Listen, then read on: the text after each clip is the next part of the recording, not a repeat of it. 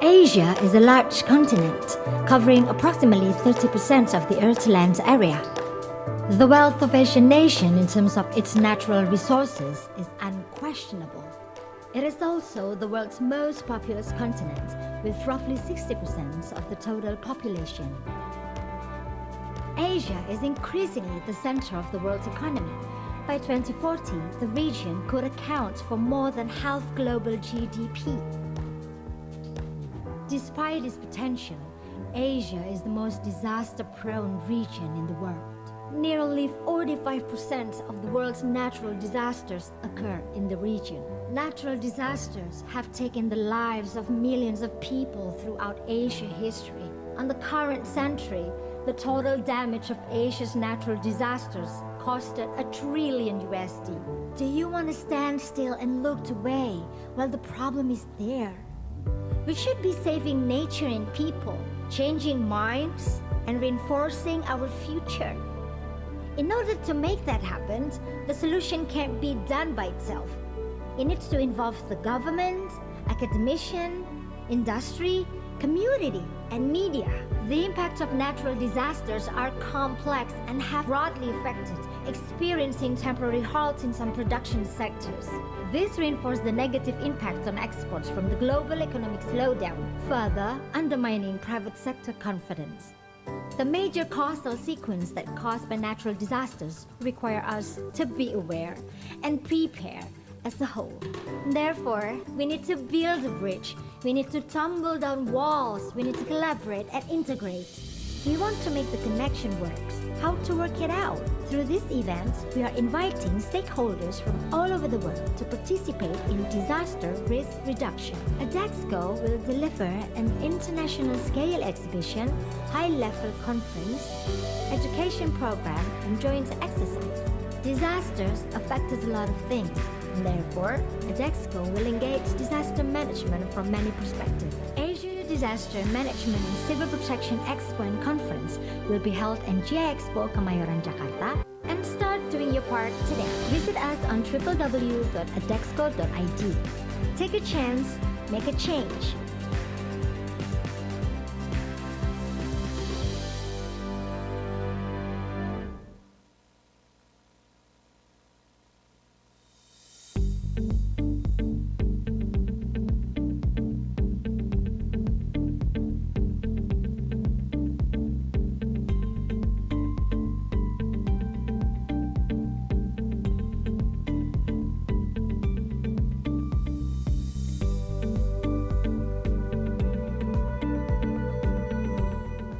Kesan saya di sini itu ya semoga acara ini harapan kami itu bisa membawa kemajuan untuk khususnya untuk penanggulangan bencana di Indonesia ya. Banyak sekali relasi-relasi yang bisa kita dapatkan gitu ya di perusahaan-perusahaan dan corporate yang baik itu dari swasta maupun di government gitu ya. Ketemu hal-hal yang seru sebenarnya, dan karena saya tertarik teknologi, saya terutama teknologi drone ya, jadi ketemu teman-teman di ASTA, jadi bisa lihat nih perkembangan teknologi drone nggak cuma dari luar, ternyata dari Indonesia juga sudah makin berkembang, baik untuk pertanian, baik untuk pemetaan dan lain sebagainya. Dan 2026 tentunya menjadi salah satu ajang berikutnya di mana semua kita mengajak pihak-pihak untuk berpartisipasi dalam Adexco ini untuk memperkuat semangat industrialisasi kebencanaan menuju resiliensi yang berkelanjutan. Sampai jumpa di Adexco 2026.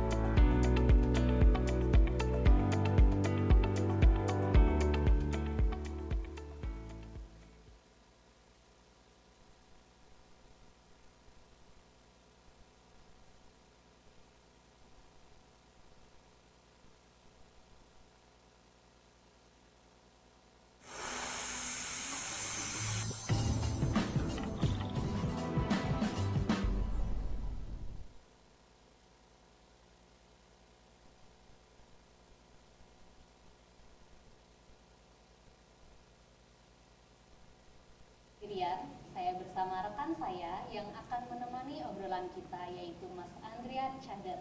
Apa kabar Mas Andrian Cader? Kabar baik Mbak Mutia, Alhamdulillah. Selamat pagi. Senang sekali bisa bergabung kembali dan menyapa para sahabat tangguh di episode kedua di tahun ini. Alhamdulillah kita bertemu kembali ya Mas. Iya. Sahabat tangguh, Indonesia sebagai negara dengan tingkat kerawanan bencana yang tinggi tentu sangat membutuhkan inovasi teknologi untuk mendukung penanggulangan bencana di seluruh tahapan, mulai dari prabencana, saat kejadian hingga pasca bencana.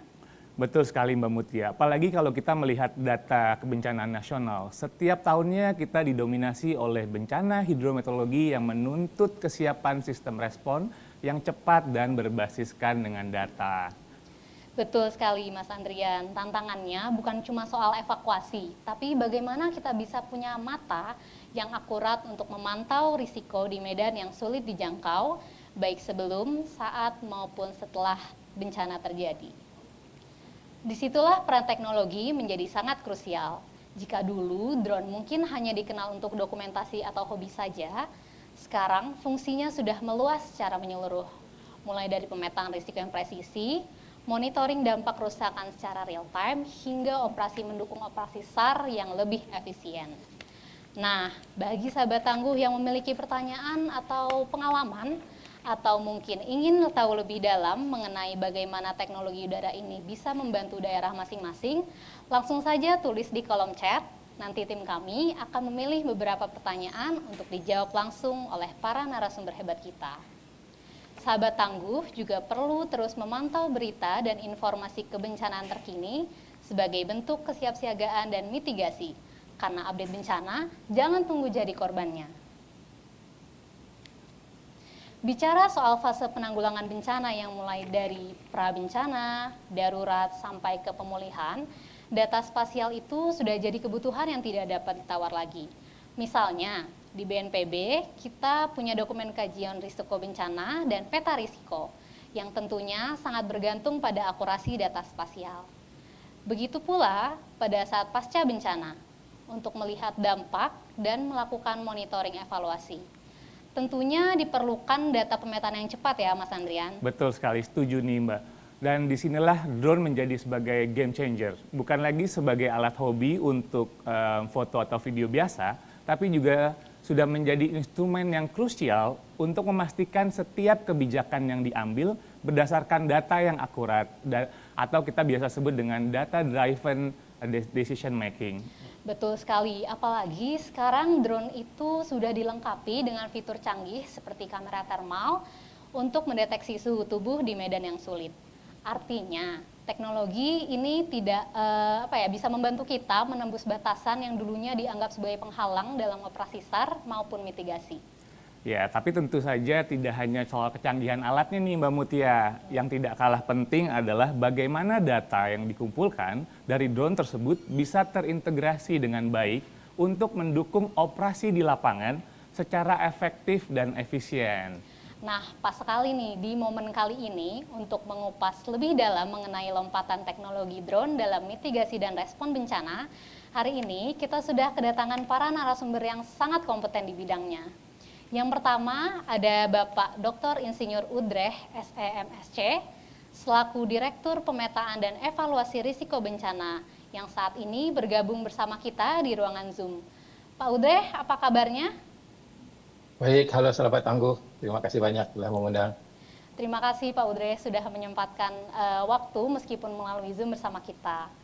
Kemudian narasumber kedua kita yaitu Laksamana Pertama TNI Yudi Bramantyo NSMTR Opsla selaku Direktur Operasi dan Siaga Basarnas. Selamat pagi Pak Bram ya sapaannya. Iya. Bisa disapa terlebih dahulu. Selamat pagi sahabat tangguh, saya dengan Direktur Operasi Basarnas Laksamana Pertama Bramantyo. Dan yang tidak kalah menarik nih Mbak, narasumber berikutnya kita mewakili dari sisi teknologi dan inovasi. Telah hadir bersama kita Bapak Yohanes Sukidi, Managing Director dari Halo Robotik, yang akan berbagi mengenai perspektif mengenai teknologi drone terkini. Selamat pagi Pak Yohanes, selamat pagi, terima kasih Pak telah hadir di studio kami. Selamat pagi Bapak Ibu semua dan selamat pagi semua sahabat tangguh. Terima kasih waktunya hari ini. Saya dengan Johannes dari Hello Robotics. Oh iya, karena sekarang nih udah lewat dari bulan Ramadan, kita udah boleh nih ngobrol-ngobrol pintarnya sambil ngopi nih. Jadi kita memang kita bisa coba untuk ngopi bareng. Ya, dipersilakan pada narasumber untuk Iya, kopinya kita coba kan, ya. Pak. Ya, kita nikmati Bersama-sama kopinya. ya, kita ngopi.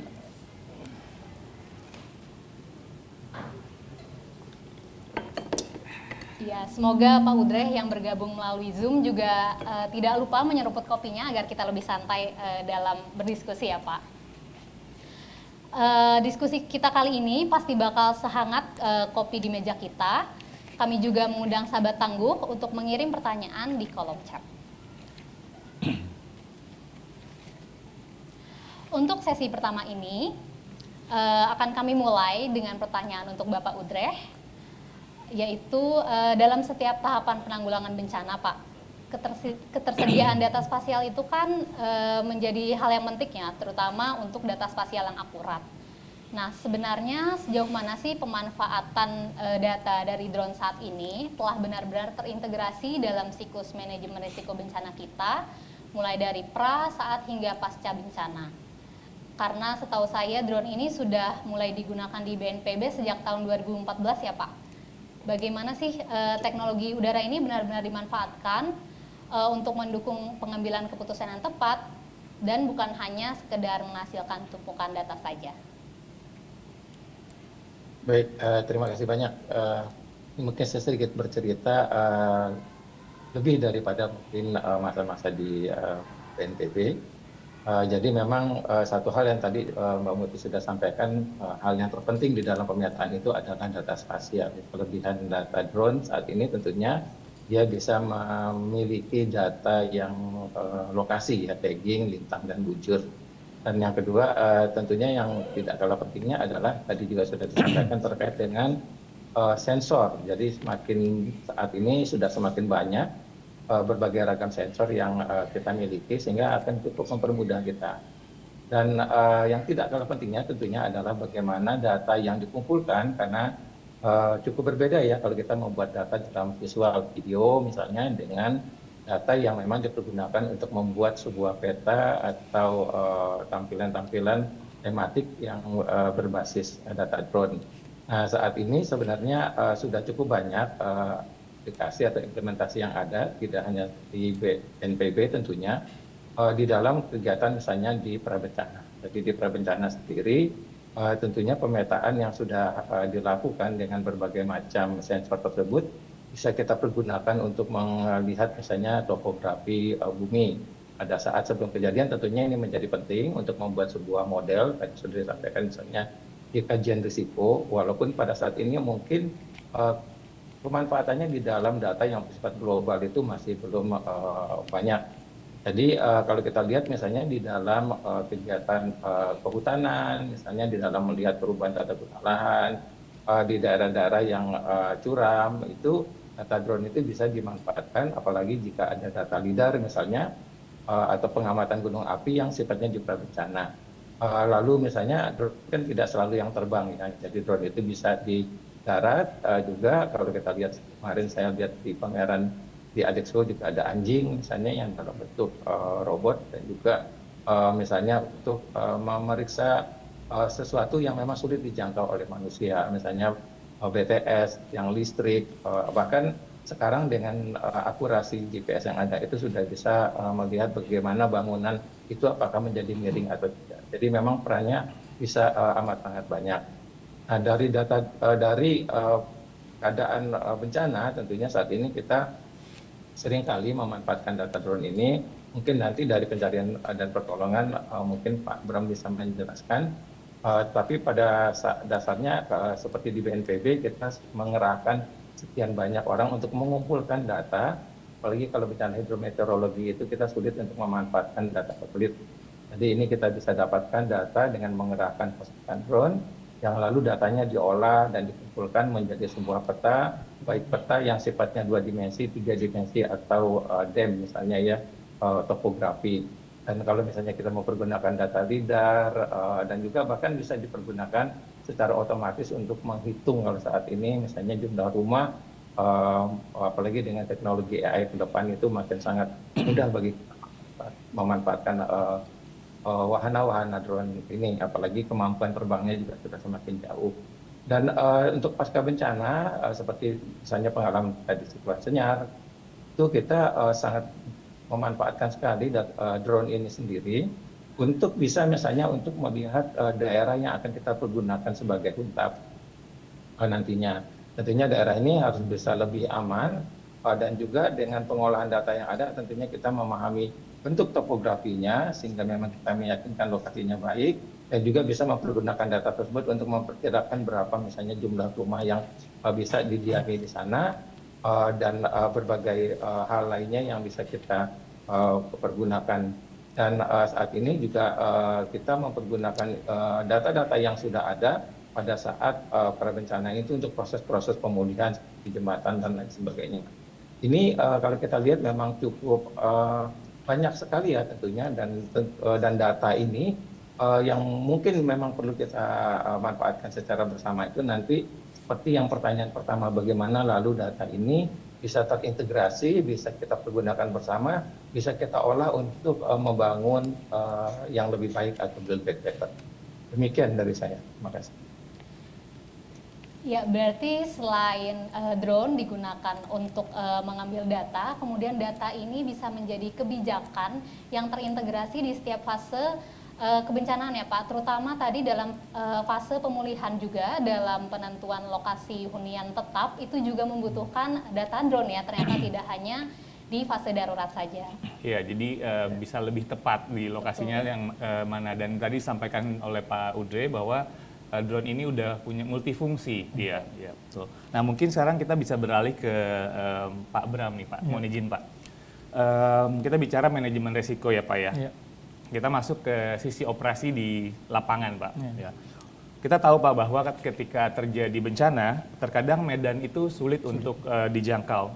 Sedangkan jangka waktu untuk pertolongan dan pencarian atau SAR gitu ya, itu ada golden time-nya kan Pak ya, ada golden time-nya. Nah, pertanyaan saya Pak, sejauh mana teknologi drone thermal telah digunakan dalam operasi pencarian dan penyelamatan selama ini oleh tim Basarnas gitu ya.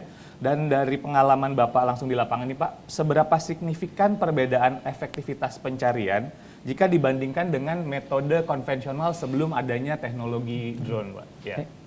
Baik, terima kasih Mas atas pertanyaannya. Jadi mungkin saya akan menyampaikan berdasarkan pengalaman saya karena saya berada di Direktorat Operasi dan beberapa kali berada di lapangan. Jadi memang harus kita akui bahwa semakin berkembangnya teknologi, suka atau tidak suka, memang drone ini dibutuhkan bagi kita dan sangat membantu pelaksanaan operasi kita di lapangan. Seperti tadi disampaikan oleh Pak Udrek, Pak Direktur, begitu banyak dari mulai pelaksanaan sampai selesainya.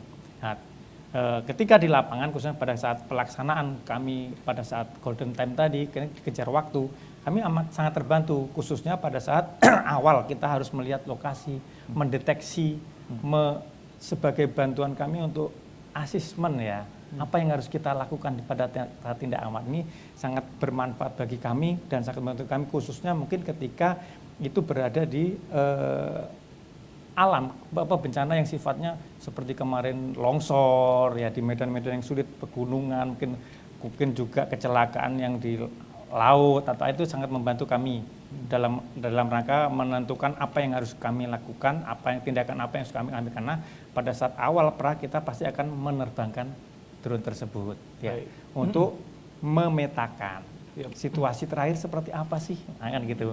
Karena mungkin kita bisa sampaikan bahwa kita tidak mungkin bekerja sendiri.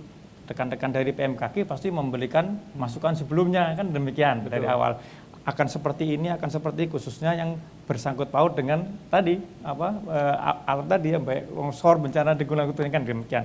Nah itu mungkin tanahnya masih bergerak, nah itu kita takut seperti karena bagaimanapun ini akan bersangkut paut dengan tim rescue atau tim penyelamat yang harus bekerja. Kita kan tidak mungkin bekerja untuk menyelamatkan orang tapi justru membahayakan kita sendiri. Nah, ini kan tidak mungkin. Nah, itulah mengapa kita sangat terbantu dengan adanya drone ini, sehingga kita pada saat akan awal melaksanakan operasi pasti itu kita terbangkan sejauh mana di lokasi ini dampaknya, kemudian dari situlah ketika data itu terdapat kita baru menentukan strategi apa yang harus kita lakukan pada hari ini, hari besok, karena setiap hari pasti akan berkembang ini kan ya. Nah, apalagi seperti bencana yang beberapa kejadian baik itu longsor di Cilacap, di Banjarnegara, yang terakhir kemarin di Cisarua kan. Ya. Nah, beberapa teman BNI nyampe ini masih bergerak ini tanahnya. Nah, ini mungkin ini beberapa kali sangat membantu kita keberadaan drone ini. Nah, mungkin ya saya sebagai contoh kemarin di Cisarua dengan bantuan drone juga akhirnya kita sempat terjadi beberapa memberikan warning kepada kita. Ini masih ada, ini mungkin kegiatan yang sudah kita laksanakan pada saat kita cut dulu, kita berhentikan dulu karena drone kita terbangkan sampai pada mahkota di ketinggian ternyata masih ada pergerakan longsoran gitu. Bergerak ini, wah ini kan, dan ini nggak mungkin kan kita lanjutkan ini karena akan membahayakan bagi rescuer, bagi kita tim penyelamat. Akhirnya kita cut. Itu sempat terjadi 2 kali di Cisarua itu beberapa hari. Nah itu yang sangat terbantu kita dengan drone. Nah kemudian juga sebagai bahan evaluasi kita di lapangan ketika itu kegiatan sudah selesai. Itu yang sangat membantu kami, apalagi mungkin tempatnya di ketinggian segala macam kan kita harus tahu medan ini kan medannya dan tidak sempit, yang pasti luas kan berhektar-hektar itu kan. Nah itu di tingkat bencana. Kemudian belum lagi nanti kalau sampai misalnya kecelakaan di laut, nah itu lebih luas lagi. Nah, itu saya kira kami sangat terbantu sekali dengan kemajuan teknologi khususnya masalah drone ini. Dan kita hampir seluruh kantor SAR itu sudah dilengkapi ini, ya ada 120 kalau kami tidak salah itu ada 1 drone yang kita miliki ini dengan kemampuannya dan kita berkembang gitu ya mungkin. Nah cuma mungkin salah satu yang terkait masalah drone thermal tadi karena berbasis pada panas warna tubuh. Nah ini kadang-kadang kita masih menemui kendala khususnya karena apa? Yang kita cari ini kan korban. Yang sudah tidak, mohon maaf ya, tidak bernyawa, sudah tidak ada ya. Kemudian juga tidak tergeletak begitu saja. Ketika ada longsoran dia pasti sudah tertimbun. Nah, timbun itu kan bisa sampai 2 meter, 3 meter dan yang tanah pun itu bergerak. Nah ini mungkin yang saya katakan mungkin bisa belum optimal ya. Kita gunakan untuk mendeteksi itu mungkin yang mungkin nanti yang berkepentingan untuk mengembang apa sih. Nah itu kadang-kadang kita untuk mendeteksi korban khususnya ya. Nah, korban itu kita belum maksimal dari beberapa kejadian yang saya alami itu kita untuk menentukan ini dengan drone masih kurang optimal. Nah, mungkin peningkatan saya tidak tahu nanti seperti apa pengembangannya, mekanismenya, teknologi apa yang harus ini ya. Tapi suka atau tidak sebab kita yakinkan bahwa kita masih tetap membutuhkan itu pada saat pelaksanaan operasi.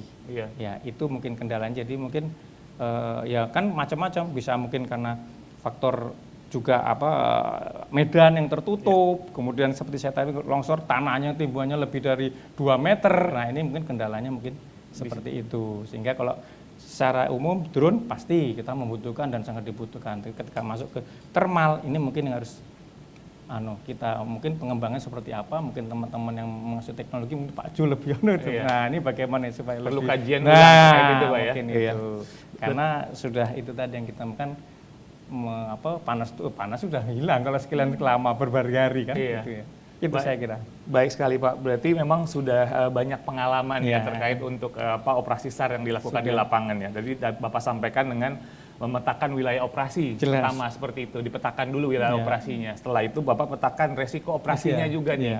Nah, nanti terkait dengan tim rescuer yang akan terjun di lapangan, apakah resikonya masih ada atau tidak, dan itu kan pada akhirnya menefisiensikan ya Pak ya, menefisiensikan. Dan memang tadi Bapak sampaikan bahwa peranan drone ini ya sudah jauh lebih membantu daripada operasi dengan konvensional ya Pak ya.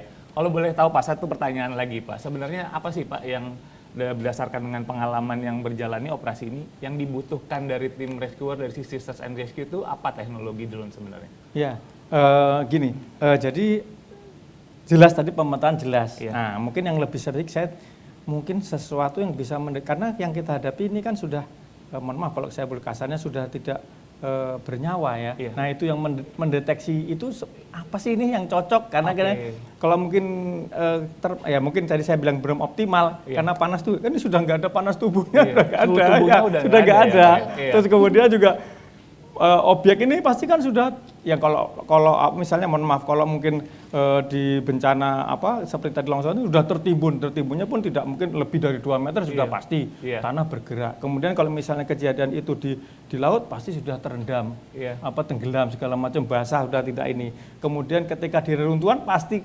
tertumpuk bangunan. Ini kasus yang di Algo sini itu bagaimana tertimpa sekian ton lapisan itu kan kolaps itu kan numpuk. Nah itu kan kita kendalanya kan di situ. Nah ini mungkin yang nanti perlu yang jelas memang kita membutuhkan teknologi apa sih yang sebenarnya kadang-kadang seperti itu. Betul. Nah sebagai contoh saja mohon maaf seperti K9 ya ternyata saya juga K9 itu ternyata ada spesifikasinya. Jadi K9 untuk mencari katakanlah orang yang sudah meninggal sama orang yang masih hidup itu ternyata beda juga. Berbeda Pak ya. Saya juga Pak nggak, ternyata itu spesifik sendiri ya nggak, saya juga disitulah.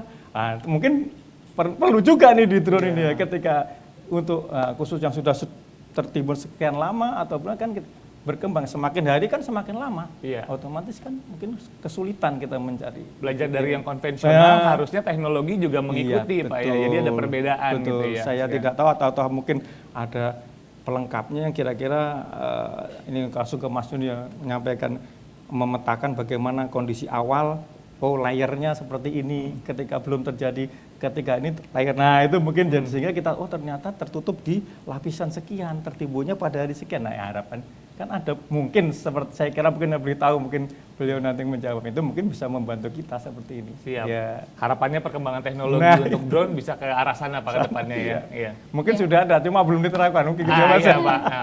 Nah menarik sekali tadi apa yang sudah disampaikan Pak Bram sudah di-spill banyak sekali kebutuhan-kebutuhan di lapangan yang mungkin sekiranya para penyedia drone ini punya solusinya. Nah saat ini di studio juga sudah hadir Pak Jo dari rekan-rekan penyedia drone.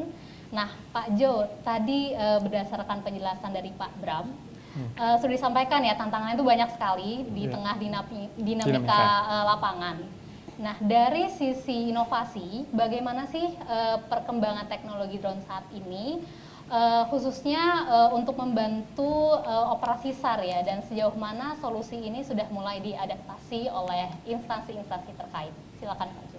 Oke, terima kasih sebelumnya Mbak Mutia. Jadi untuk sekarang ini teknologi drone kemajuannya cukup pesat ya. Untuk di Indonesia sendiri, jadi kami dari Halo Robotics itu sudah berdiri 11 tahun yang lalu ya di 2014. Dan memang kita melihat perkembangannya drone ini sangat pesat. Tadi mungkin Pak Direktur, Pak Udri sudah menyebutkan banyak sekali sensor yang dapat digunakan di teknologi drone sendiri. Tadi juga Pak Bram juga sudah menyebutkan ya penggunaannya drone thermal untuk pencarian dan pertolongan juga itu sudah juga diutilisasikan. Tapi memang banyak sekali perkembangan dan sensor yang dapat digunakan gitu Mbak. Jadi seperti contohnya tadi yang Pak Bram sebutkan ada kesulitan di mana ketika ada longsoran korban tertimbun ini agak susah ya kita untuk mencari dengan kamera atau drone thermal yang berbasis suhu panas.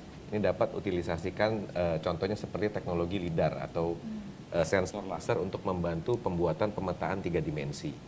Jadi ini salah satu teknologi yang dapat di-utilize. Jadi contohnya sebelum area itu memang terjadi bencana, kita dapat memiliki peta topografi dan area yang sangat akurat. Karena sensor LIDAR ini kan berbasis laser ya.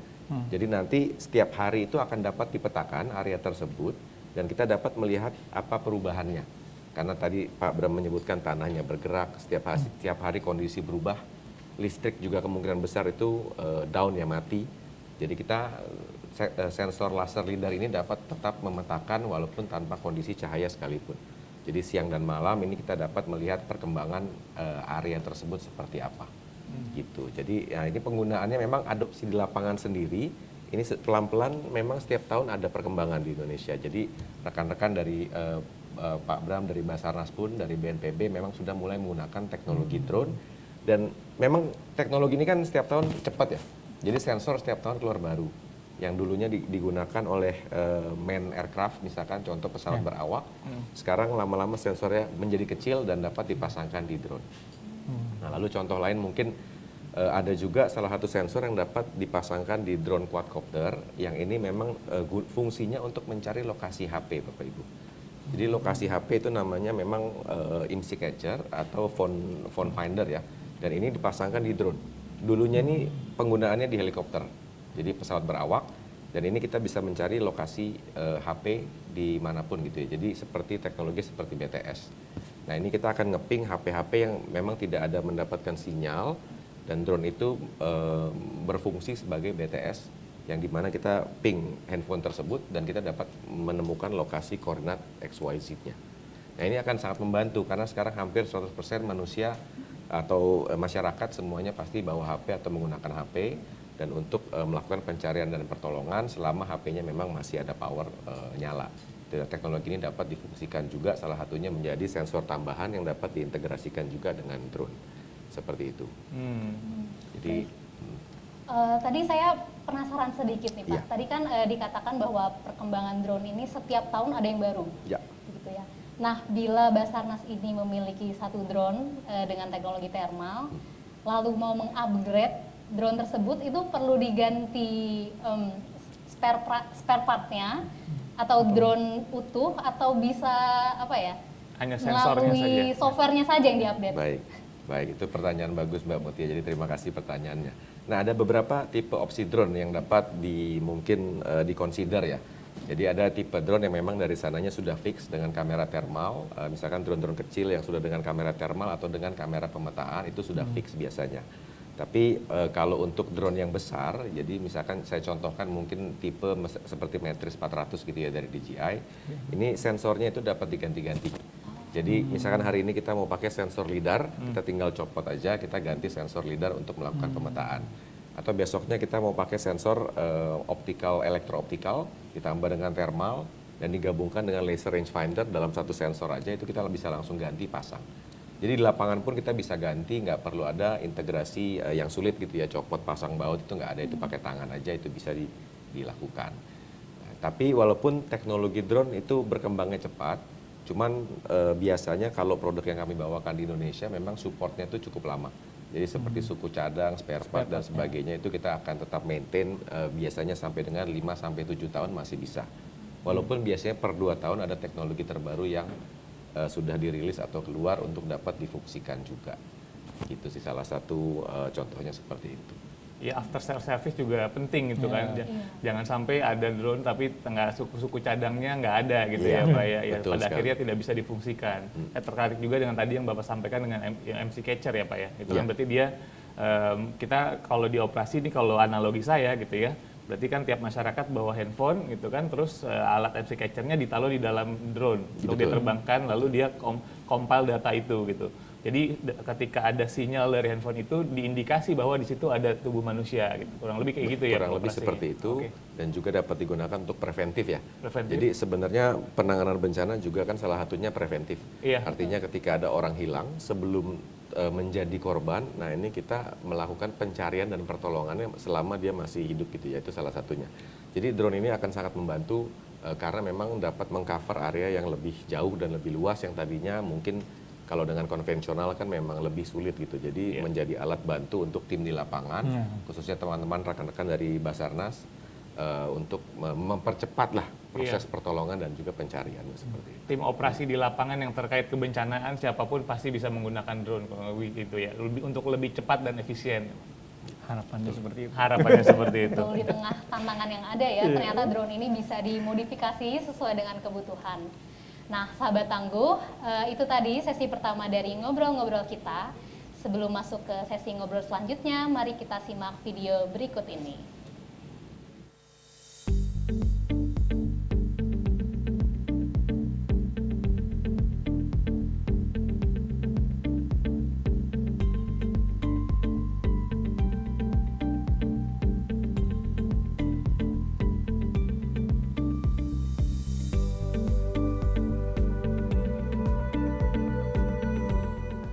Kesan saya di sini itu ya semoga acara ini harapan kami itu bisa membawa kemajuan khususnya untuk penanggulangan bencana di Indonesia ya.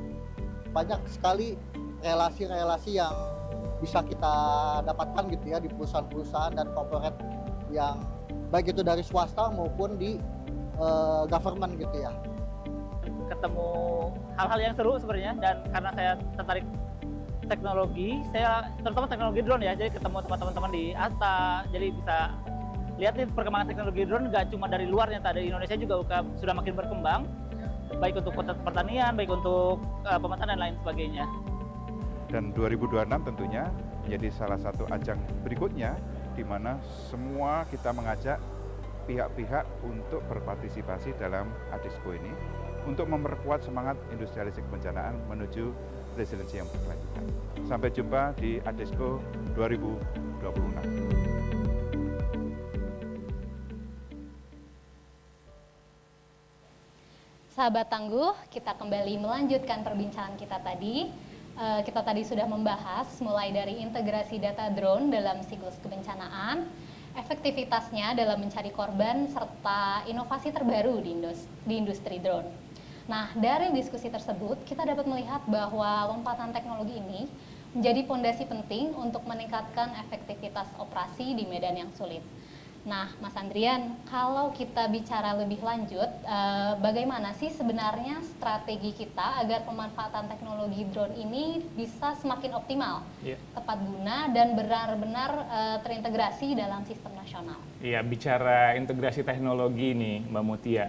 Memang kebetulan sekali setiap tahun kita tuh menyelenggarakan Adexco. Adexco adalah Asia Disaster Management and Civil Protection Expo and Conference.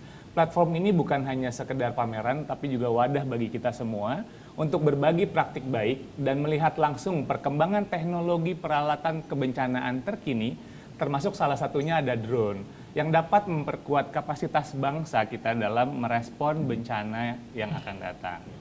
Wah, menarik sekali ya. Jangan lupa sahabat Tangguh juga mengunjungi Adexco yang akan diselenggarakan di September nanti.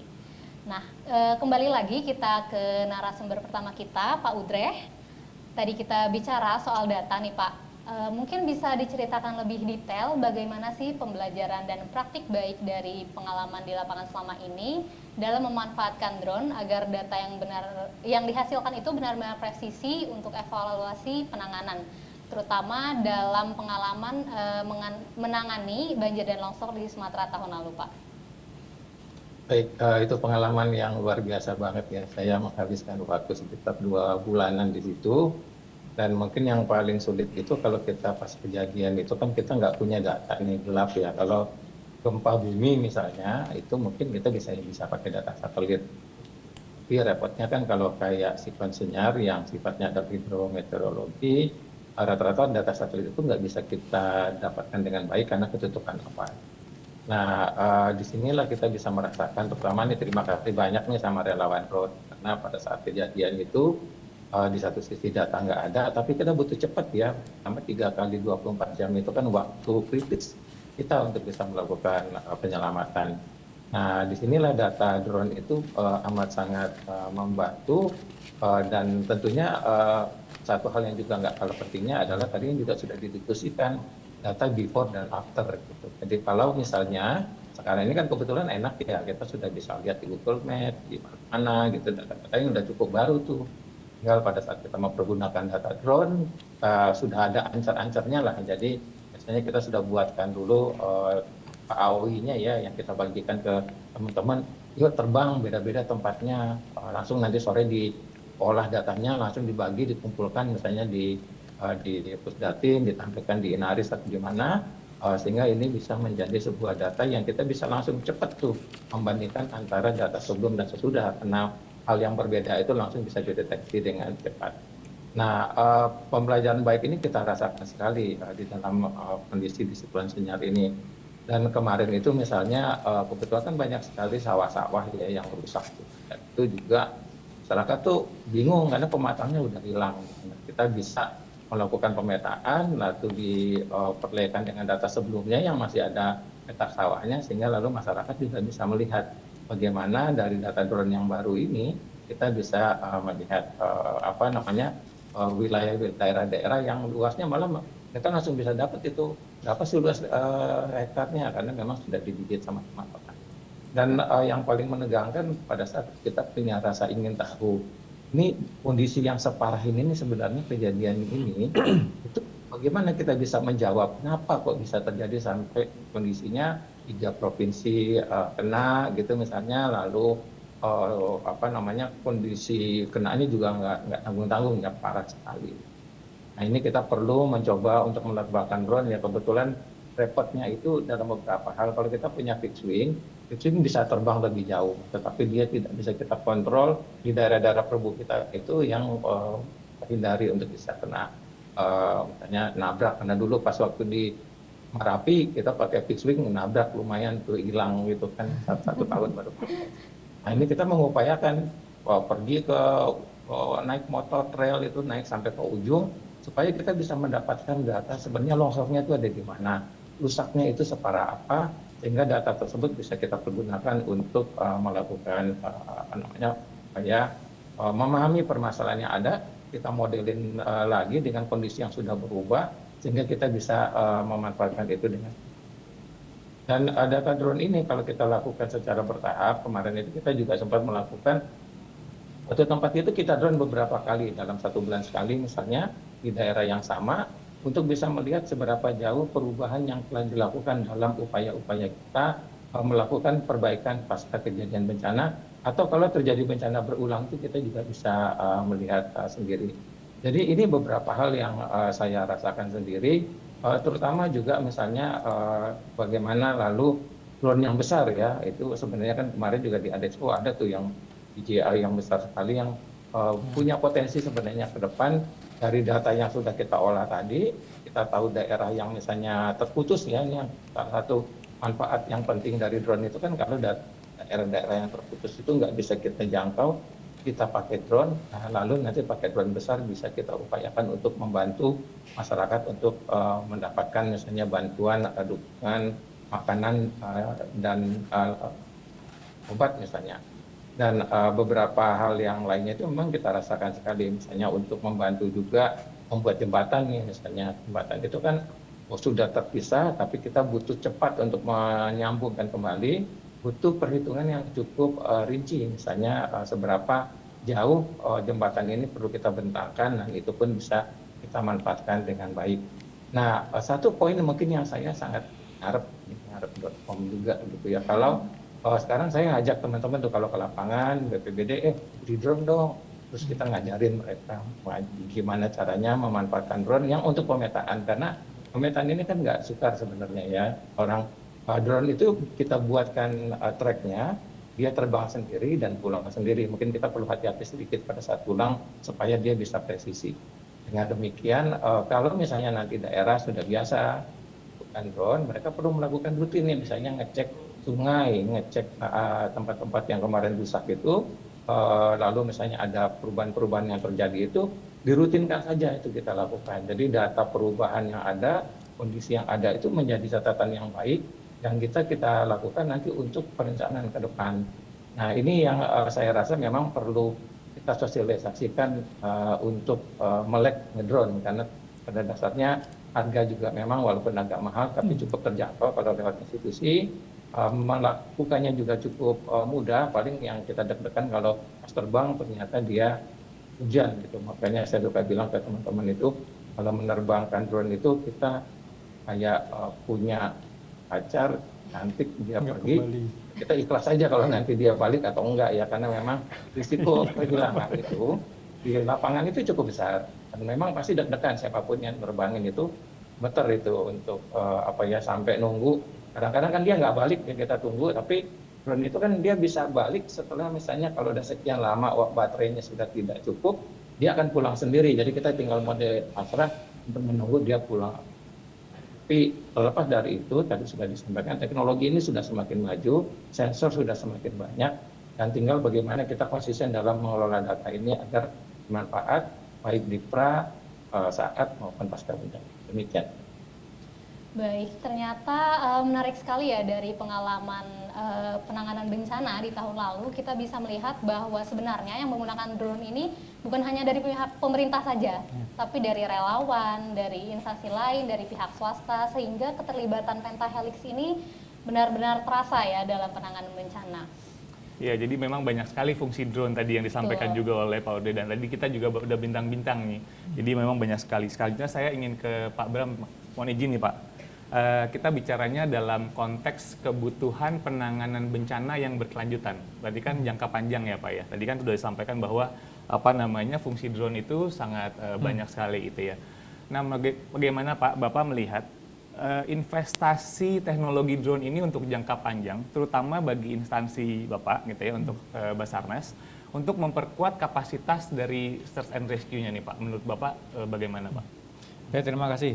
Jadi seperti saya sampaikan awal tadi, memang kita tidak bisa menghindar dengan kemajuan teknologi untuk membantu operasi kita, pekerjaan kita secara umum ya. Nah, memang saat ini seperti saya sampaikan tadi, hampir 120 ada di tempat kita yang diawai oleh 45 kantor SAR, itu sudah jelas dan itu sangat membantu kita dalam pelaksanaan kegiatan operasi sehari-hari.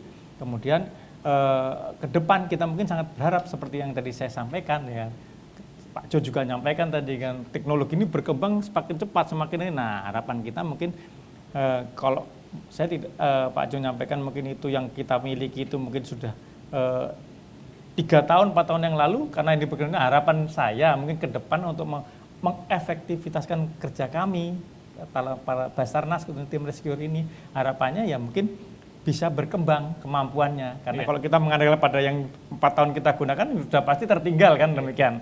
Nah, sementara kita dituntut untuk bekerja lebih efektif, cepat karena dikejar tadi ya. Nah, harapan kami ya mungkin kemampuan yang ada ini mungkin kita bisa semakin meningkat tahun-tahun ke depan. Untuk apa? Sehingga kita juga bisa bekerja maksimal. Baik, karena saya sampaikan tadi pada awal kita akan bergiat, kita membutuhkan pada saat pelaksanaan kegiatan, kita juga membutuhkan termasuk pada saat pengakhiran tadi sebagai bahan evaluasi. Makanya kami berharap bahwa kemampuan yang sudah ada di tempat kami saat ini kiranya mungkin bisa berkembang untuk membantu semakin efektifnya kerja kami ke depan. Mungkin teknologinya yang jelaskan dulu. Baik Pak, tadi Bapak sudah sampaikan sudah berinvestasi sebenarnya ya Pak, dari Basarnas sendiri itu sudah punya peralatannya. Tapi dengan adanya perkembangan teknologi tadi disampaikan oleh Pak Johannes, ke depannya diharapkan itu mungkin bisa terus ada pembaharuan Pak, supaya kerjanya lebih efektif lagi Pak ya. Betul. Baik. Saya kira. Ya, senada dengan harapan yang telah disampaikan oleh Basarnas dari pemerintah nih, saya punya pertanyaan kepada Pak Jo. Bagaimana Anda melihat kolaborasi antara pemerintah dan swasta ke depannya agar inovasi teknologi ini semakin terjangkau dan mudah dioperasikan oleh tim Basarnas di daerah atau tim-tim operasi SAR lainnya? Baik, terima kasih Mbak Mutia. Jadi dari kami Hello Robotics memang kita sangat support ya terhadap instansi pemerintah dan semua instansi seperti BNPB, Basarnas, dan biasanya kita meningkatkan kerjasama dengan cara salah satunya workshop. Jadi workshop kita pernah adakan juga, jadi kita pengenalan produk lebih dalam. Jadi workshop kita adakan mungkin targetnya setahun sekali. Dan dari kami juga sebelumnya pernah ikut Adexco juga ya untuk menampilkan teknologi-teknologi terbaru. Seperti tadi Pak Udreh juga Pak Direktur bilang pernah lihat drone yang besar itu namanya DJI Flycard Bapak, jadi bisa drone angkut 85 kg contohnya, dan itu kemarin kita waktu bencana di Sumatera Utara ada beberapa rekan kami yang membawa ke sana, jadi digunakan, difungsikan di bencana Sumatera Utara kemarin untuk mengirimkan beberapa barang ya seperti medisin, bantuan darurat, karena bisa mengangkut 30 kg sampai 85 kg. Itu juga salah satu bentuk kolaborasinya. Kita terkadang juga kita siap support dari unit yang kita ada, kita bekerja sama dengan rekanan untuk mendukung operasi juga di lapangan. Terkadang pun ada mungkin barang yang terbaru kemarin 100 kg drone angkut yang kita miliki sekarang, mungkin waktu bencana terjadi drone-nya baru rilis, baru launching di pasar. Saat itu ya. Gitu, saat itu baru launching, fresh. Jadi pas baru sampai juga banyak instansi yang minta support gitu, dan kita dapat juga mendukung kegiatan-kegiatan seperti ini pastinya untuk membantu kegiatan di lapangan. Karena memang kan dari segi peningkatan teknologi ya, butuh proses kan, namanya ada proses untuk memperkenalkan dan sebagainya. Tapi jika namanya bencana kita nggak pernah tahu dan sifatnya emergensi, nah, kita biasanya teknologi yang kita miliki sangat siap untuk mensupport. Nah, tidak hanya di drone saja sebenarnya, tadi juga Pak Udreh menginformasikan banyak teknologi. Kami juga sekarang membawakan contohnya seperti teknologi robot kaki 4 ya, robot anjing. Ini juga Halo Robotics, kami sebagai perusahaan teknologi ini nggak hanya dari user di Basarnas BNPB, tapi kami pun sebagai business doer ya. Jadi sebagai bisnis kita juga adaptasi terus nih. Kita memperkirakan kira-kira apa aja teknologi ke depannya yang akan menjadi global dan akan digunakan di semua industri, kebutuhan, aplikasi. Sensornya juga bisa dipasang apa aja. Tadi Pak Udre juga menyampaikan kalau ada area sudah dipetakan. Tapi mau masuknya gimana? Nggak mungkin tadi Pak Bram menyampaikan meresikokan nyawa dari operatornya, penyelamatnya. Itu juga kita nggak bisa tukar atau jadi tadi satu korban jadi 2 korban gitu ya. Jadi kita bisa kirim dulu seperti robot-robot ini yang jaraknya bisa sangat jauh, jalannya juga bisa 6 jam, 8 jam, bisa bawa 50 kg beratnya. Nah itu teknologi kalau hilang masih bisa, masih ada harganya, masih bisa digantikan. Tapi kalau nyawa tidak ada harganya gitu. Yang ketiga mungkin saya tambahkan drone juga ada yang di bawah perairan, di bawah laut. Jadi kita di Indonesia mungkin ada beberapa kali insiden yang memang sifatnya di perairan, di laut, di selat ataupun di laut lepas.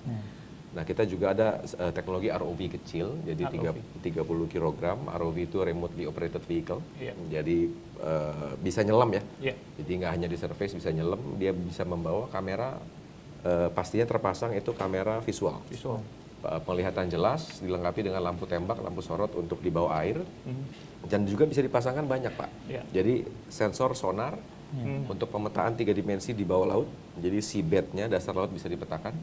Lalu kalau misalkan airnya burem, nggak bisa lihat, itu ada sensor imaging sonar contohnya. Jadi untuk membantu mencari objek melihat di bawah perairan. Dan dalamnya pun bisa sampai 350 meter. Jadi 350 meter. 350 meter. Kalau diver manual mungkin maksimal 40 meter. 50. Lebih lama dari setengah jam atau 1 jam sudah harus buru-buru ke atas dikompresi. Kalau enggak menjadi riskan juga Pak ya, izin Pak. Riskan juga untuk penyelamatnya. Jadi teknologi ini akan membantu meningkatkan efisiensi, efektivitas dan juga safety dari operasi search and rescue dan juga penanggulangan bencana. Mungkin itu. Terima kasih atas jawabannya Pak Jo. Tadi yang menarik yang di-highlight oleh narasumber, selain kita berbicara mengenai perkembangan teknologi, juga jangan lupa SDM-nya juga dilatih melalui workshop-workshop yang ada yang mungkin disediakan oleh pihak swasta yang membantu pemerintah. Itu sangat penting sekali karena memang operatornya dari sisi manusia ya. Dan tadi kita sudah mendengar juga nih dari para narasumber nih Mbak Mutia, bahwa teknologi drone ini bisa difungsikan di berbagai macam kondisi pada saat penanganan kebencanaan dari sisi mitigasi, tanggap darurat, bahkan sampai tahap pemulihan gitu. Nah, kita ada pertanyaan dari sahabat tangguh nih Mbak Mutia. Nah, pertanyaan pertama dari sahabat tangguh ya. Pertanyaan pertama dari sahabat tangguh ditujukan kepada untuk Pak Bram ya, Pak. Untuk Pak Bram, Pak. Sahabat tangguh ini Pak bertanya, Pak. Apakah saat darurat bencana harus tetap ada izin terbang dan pilot untuk drone bersertifikasi? Ya. Baik, mungkin kalau sementara ini memang ada aturan untuk itu tentu. Tapi ketika mungkin di tempat-tempat bencana kita biasanya mengatur lah ya. Jadi tidak tumpang tindih operasinya. Nah, sehingga kita atur tetap ada ini. Kalau mungkin sertifikat saya kira mungkin sementara ini kalau operator belum ada ya. Sertifikat dari yang APDI itu ya Pak. Ya, APDI itu mungkin dari situ ya. Asosiasi Pilot Indonesia. Nah, itu dari itu kita berdasarkan itu mungkin tetap harus ada itu. Mungkin karena dasarnya mengurangi resiko tadi. Mengurangi resiko, iya. Mungkin izin menambahkan ya Pak ya. Mungkin izin menambahkan. Mungkin Bapak tadi udah sampaikan juga bahwa memang harus ada sertifikasi karena mengurangi resiko. Takutnya memang tidak punya dari SDM-nya tidak punya kemampuan untuk menerbangkan peralatan tersebut gitu ya Pak ya. Itu yang pasti harus ada. Gitu. Jadi sahabat tangguh itu jawaban dari Pak Bram. Mungkin pasti ada pertanyaan lanjutannya. Pertanyaan kedua nih Mbak Mutia. Iya, pertanyaan Mbak Mutia, kedua ditujukan untuk Pak Udre nih. Iya. Bagaimana BNPB itu bisa memastikan teman-teman BPBD di kabupaten kota memiliki keahlian yang cukup Pak dalam mengoperasikan drone ini? Apakah ada program sertifikasi khusus agar pemanfaatan data drone di BPBD ini bisa terintegrasi ke skala nasional juga? Baik, ini sekalian nyambung ini harapannya sebenarnya kalau bisa sih orang beli drone langsung harus sertifikasi ya, lebih enak gitu sebenarnya. Jadi yang sekarang ini kami lakukan, kan kami sering melakukan sosialisasi, kalau ke lapangan juga ngajak ke teman-teman BPBD. Dan pada saat kita bisa melihat kemampuan yang bersangkutan sudah memadai, kita mendorong karena biasanya kebetulan kami sering banget bekerja bersama teman-teman abdi sehingga memang mereka bisa memberikan arahan juga kepada teman-teman ini.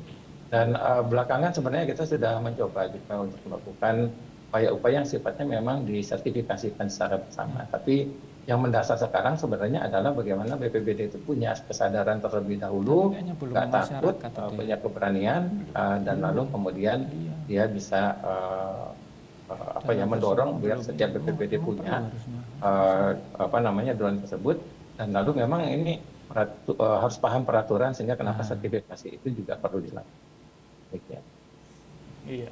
Ya, berarti memang dari daerah harus sadar dulu nih bahwa ada teknologi namanya drone dan dengan perkembangannya bisa membantu pekerjaan kita dalam di setiap tahap fase penanggulangan bencana ya Mas Andrian. Iya. Atau gini nih Mbak Mutia, tadi dari 2 pertanyaan itu apa memang ada masukan nih Pak dari Pak Jo atau memang ada jawaban dari Pak Johannes dari 2 pertanyaan itu Pak Johannes bagaimana Pak dari sisi Bapak? Terima kasih sebelumnya. Jadi terkait sertifikasi ya, program training dan sertifikasi. Kalau dari pihak kami sebagai penyedia barang dan jasa, pastinya programnya kita gabungkan dengan training, pelatihan dan juga sertifikasi.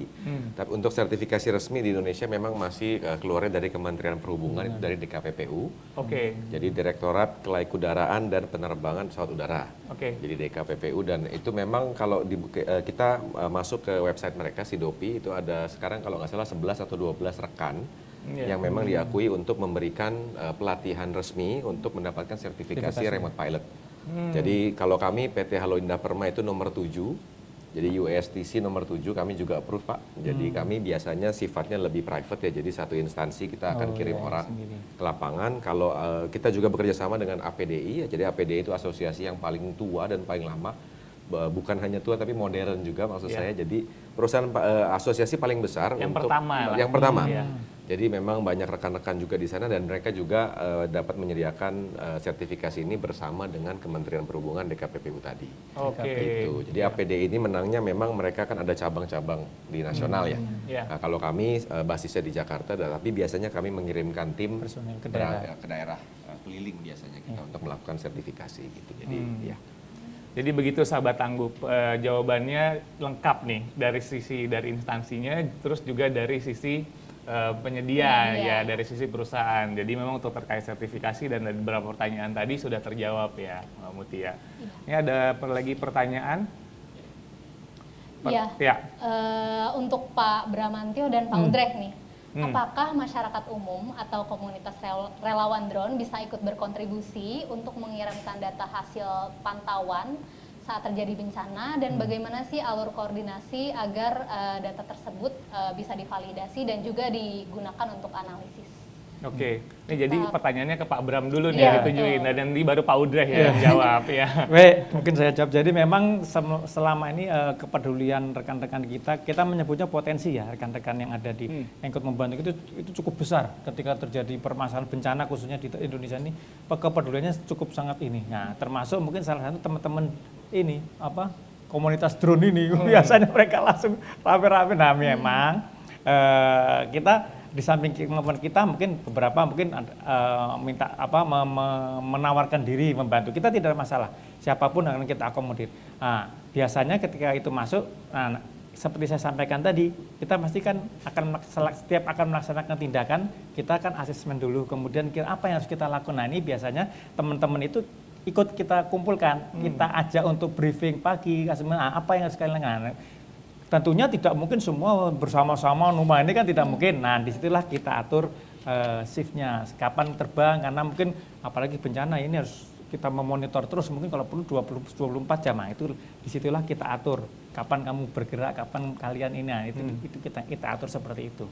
Ya, mungkin kalau ketika itu terjadi di lapangan, saya kira langsung kita kan pasti akan ada posko, di situ langsung kita atur. Mungkin langsung ke posko kita di lapangan ke SMC khususnya, Shared Mission Commander yang ada di lapangan, itu yang nanti akan mengatur beserta SO-nya, staf operasinya. Nah, jadi tidak semua benar nanti ketika terjadi lapangan biasanya akan diatur oleh SMC. Kalau di daerah mungkin para kepala kantor SAR, kemudian nanti secara ininya oleh perwira operasi di lapangan. Biasanya kamu nanti terbang jam sekian, kalian jam sekian. Nanti siang kita ini kalian nih. Nah, itu sehingga ini di lapangan ini akan termonitor terus. Ada standar operasinya ya, pasti Pak ada. ya. Nanti akan kita sampaikan di situ pada saat brief itu. Dan demikian. terkomando ya Pak ya dengan jelas dengan adanya morning briefing dan tadi Bapak sampaikan dan evaluasi ya Pak ya untuk menjaga keselamatan bersama sama-sama juga. ya. Pokoknya yang penting koordinasi dan komunikasi. Nah, iya kadang susah gampang diucapkan, susah dilaksanakan. Memang realita di lapangan seperti itu ya Pak ya, dengan dinamika yang ada. Baik. Untuk Pak Udreh tadi mengenai data yang divalidasi dan bisa digunakan itu bagaimana Pak selama ini standar prosedurnya? Jadi sebenarnya biasanya kalau yang bencana-bencana besar, misalnya Cianjur kemarin yang Sumatera, itu kita bareng ya biasanya sama Pusat. Itu sudah ada punya WhatsApp group yang relawan drone itu udah ada di situ semua sebenarnya. Nah biasanya kita kan kalau orang pemetaan itu bisa memperkirakan lah kalau gempa kejadian di sini daerah terdampak, apalagi sudah ada informasi di media sosial, itu kita buatkan kotaknya gitu ya, AOI-nya itu. Kenapa dibuat kotak itu? Agar nantinya si relawan drone ini mereka boleh milih nanti dia mau kemana, mau milih yang mana. Nah kalau sudah dipilih daerah yang memang mereka akan drone itu, mereka yang lain jangan ikut di sana gitu, agar nanti bisa bareng-bareng sorenya itu kita kumpulkan. Biasanya teman-teman Pusdat itu sudah menyediakan tempatnya, lalu dikumpulkan bersama. Biasanya sudah diolah, walaupun biasanya tidak diolah dalam data yang kualitas bagus, tapi cukup baiklah untuk bisa membantu sehingga besoknya sudah terlihat mana yang sudah dipetakan dan yang belum dipetakan. Nanti yang sudah diambil itu sudah kelihatan sebenarnya di mana yang sudah diambil, mana yang belum, dan ini juga berhubungan dengan izin. Biasanya teman-teman Pusdat itu sudah membuatkan izin terbang itu, karena kan dalam bencana itu kan helikopter, pesawat itu juga seliweran. Nah data tersebut itu pada dasarnya open ya. Waktu itu kita saling berbagi pakai data, sudah ada masuk sana, ada setiap peserta itu sudah bisa mengakses datanya, dan bahkan teman-teman yang membantu mengolah juga ada yang data dikirimkan dalam bentuk data foto aja, tapi nanti sudah ada yang tim yang mengolah seperti teman-teman BRIN kemarin itu banyak sekali membantu, termasuk lalu melakukan digitasi agar bisa ini penting sekali kita lakukan agar juga nanti ada standarnya. Kalau terbang dengan drone ini itu sebaiknya dalam ketinggian berapa sehingga nanti kualitasnya juga bisa kita tanggung jawabkan. Lama ini sudah cukup bagus sekali, dan sekali lagi terima kasih banyak pada relawan drone karena mereka kadang berangkat itu juga nggak meminta dukungan. Iya, berarti memang sudah ada standarnya ya bagaimana data yang dikumpulkan dari participatory mapping ini dapat digunakan untuk diolah menjadi data informasi dan juga kebijakan ya. Ada juklak-juknisnya tuh Mbak. Betul, betul. Nah, sebelum kita akhiri, boleh disampaikan dari masing-masing narasumber closing statement seperti harapan untuk perkembangan teknologi drone dalam penanggulangan bencana ini seperti apa? Bisa mulai dari Pak Bram? Jadi seperti saya sampaikan di awal tadi bahwa mungkin kemajuan teknologi ini tidak bisa kita hindari, selalu berkembang dengan cepat. Yang intinya bahwa kemajuan teknologi khususnya drone ini mau tidak mau sangat membantu efektivitas kami pada saat bekerja. Demikian. Nah, di balik itu semua mungkin yang tidak boleh kita lupakan bahwa drone ini kan alat. Nah, bagaimanapun kita sangat bergantung pada operatornya. Dalam arti berarti SDM-nya. Nah, saya yakin alangkah baiknya jika kemampuan SDM seperti tadi juga disampaikan, ya bisa sinergi dengan kemajuan teknologi sehingga pelaksanaan operasi yang kamu lakukan dengan kemajuan teknologi yang ada, harapannya dengan didukung oleh SDM pengawal yang baik, otomatis operasi yang akan dilaksanakan ini akan sangat terbantu dan efektif. Itu harap. Luar biasa sekali Pak. Selanjutnya dari Pak Jo. Baik.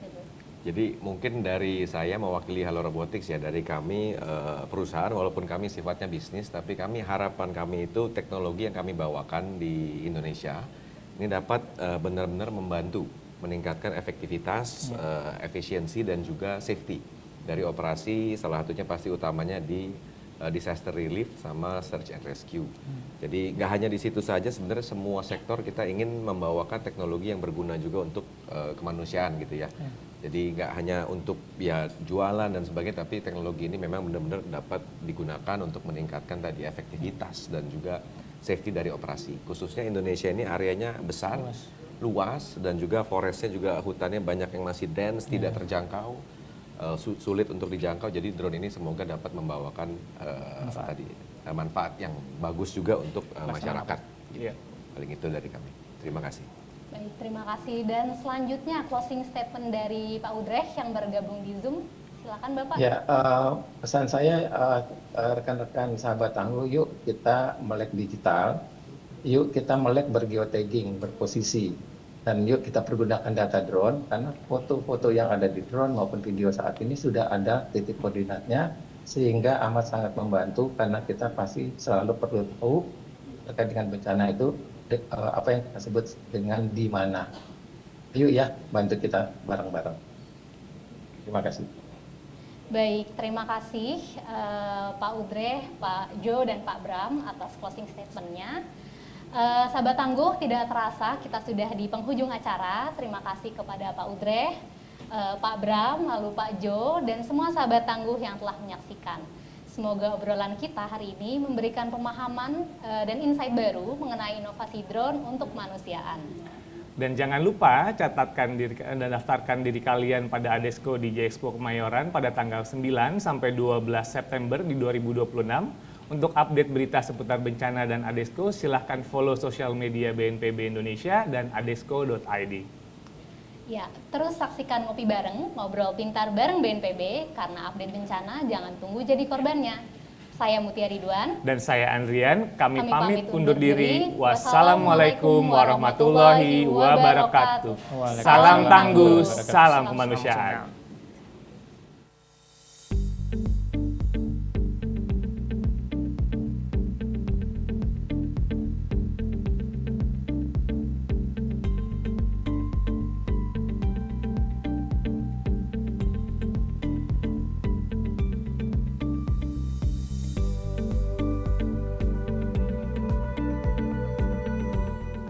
Kesan saya di sini itu ya semoga acara ini harapan kami itu bisa membawa kemajuan untuk khususnya untuk penanggulangan bencana di Indonesia ya.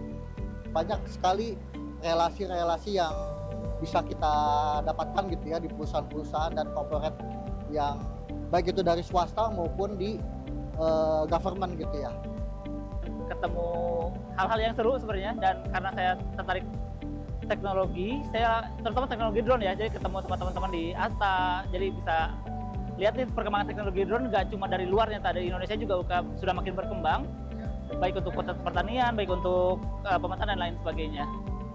Dan 2026 tentunya menjadi salah satu ajang berikutnya di mana semua kita mengajak pihak-pihak untuk berpartisipasi dalam Adesco ini untuk memperkuat semangat industrialisasi kebencanaan menuju resiliensi yang berkelanjutan.